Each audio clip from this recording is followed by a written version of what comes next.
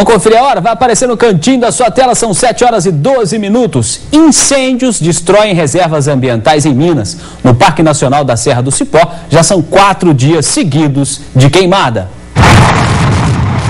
Em Minas Gerais, a situação no Parque Nacional da Serra do Cipó está fora de controle. Inicialmente, um empobrecimento do solo muito grande. Na região metropolitana de Belo Horizonte, os focos apareceram na Serra do Rola Moça.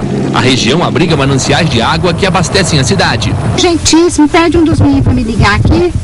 Qualquer um deles, contanto que seja piloto. Tanta pressa tem explicação. O vento alastra o fogo que começou há um dia num local de difícil acesso e é preciso correr.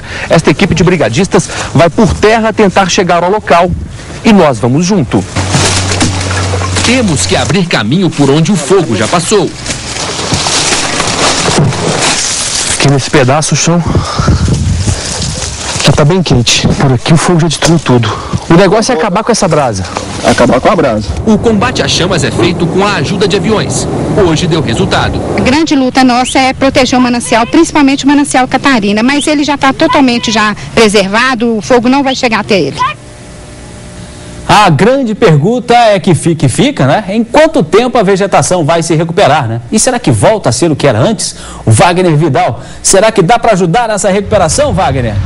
Olha, Jacinto, é possível sim, desde que as pessoas tenham consciência, porque o que mais revolta nesses casos é que, de acordo com bombeiros, com as polícias, a maior parte dos incêndios é criminosa. E isso é o que revolta. Mas para falar dessa recuperação aí do meio ambiente, eu converso agora com o Francisco Mourão Vasconcelos, ele é biólogo da Associação Mineira de Defesa do Meio Ambiente. Bom dia, biólogo. Bom dia. Dá para recuperar uma área como essa aí da Serra do Cipó, da Serra do Rola Moça, tão castigadas pelo fogo?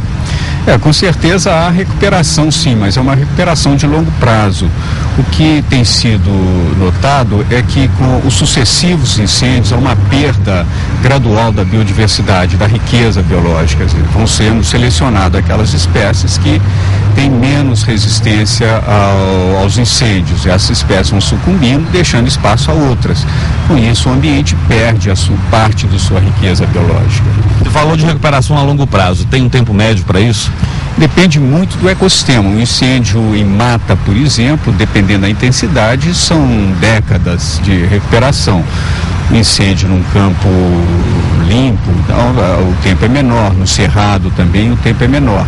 Mas normalmente a recuperação plena, ela, com a reconstituição das espécies que ocupam esse ecossistema, ela leva mais tempo do que normalmente se observa. Às vezes se observa no ano seguinte, a rebrota e a vegetação ela retorna com a cor esverdeada e tal, mas as pessoas não notam que ali se processou uma perda de riqueza biológica muito grande, né? Bom, em casos como esse, a gente logo pensa aí na destruição, obviamente, das matas, da vegetação, mas a fauna também, os animais são muito prejudicados. Claro, não só diretamente pelos incêndios, muitos animais morrem diretamente pelos incêndios, mas também pela destruição do hábitat. Os animais dependem fundamentalmente dos recursos naturais, principalmente vegetação, que estão presentes lá e que são destruídos, né? Agora, a associação, obviamente, não é obrigação dela, mas aponta alguma forma de evitar isso, já como eu disse no início, a maioria dos incêndios é causada pelo ser humano, ou seja, em ações criminosas? Os incêndios estão muito relacionados com essa prática predatória, uma prática antiga, arraigada culturalmente na sociedade brasileira, de praticar agricultura e pecuária através da limpeza pelo fogo. Isso é preciso que o Estado e a União se empenhem mais no sentido de mudar essa prática. Agora, nós temos nas nossas áreas de proteção, parques, reservas, a gente tem uma situação que agrava, que é a dificuldade em se processar a regularização fundiária, ou seja, a aquisição de áreas particulares em unidades de conservação que deveriam ser protegidas, deveriam ser de domínio público.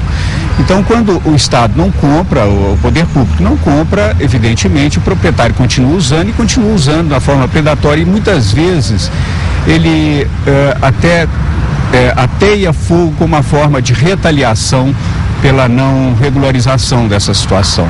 Ou seja, é mesmo políticas, ações políticas e consciência, principalmente, né, quando se fala de aquecimento global, essa confusão no clima em todo o planeta. Exatamente, eu acho que agora, pelo fato do problema do aquecimento global estar tomando esse vulto, eu acho que é preciso que a gente reflita cada vez mais sobre as consequências dessas queimadas, né? Nós estamos agora com um problema seríssimo que há 10 anos atrás não era pensado com essa intensidade, né? Não era vivido com essa intensidade. Então acho que nós temos mais do que nunca a obrigação de estar buscando soluções rápidas para esse problema. Jacinto, alguma pergunta aqui para o biólogo? Senhor Francisco Mourão, para não ter dúvida, na área da região metropolitana o incêndio é criminoso. Agora, o que mais, o mal maior, vamos dizer assim, é aquele incêndio ligado à agricultura ou não? É o incêndio criminoso mesmo que acontece em parques na região metropolitana?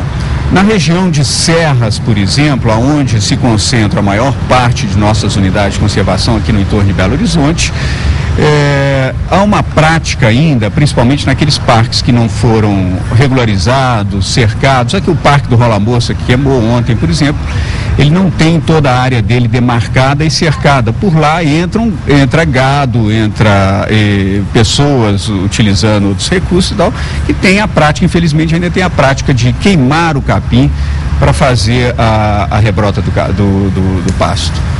Tá certo, então. Muito obrigado, senhor Francisco Mourão. Obrigado, Wagner Vidal. Daqui a pouco eu te chamo de volta. Volto, sim, Jacinto, e vamos falar daqui a pouco sobre o programa de estágios da Prefeitura para estudantes aí de cursos superiores. Tá certo. Obrigado, Wagner Vidal.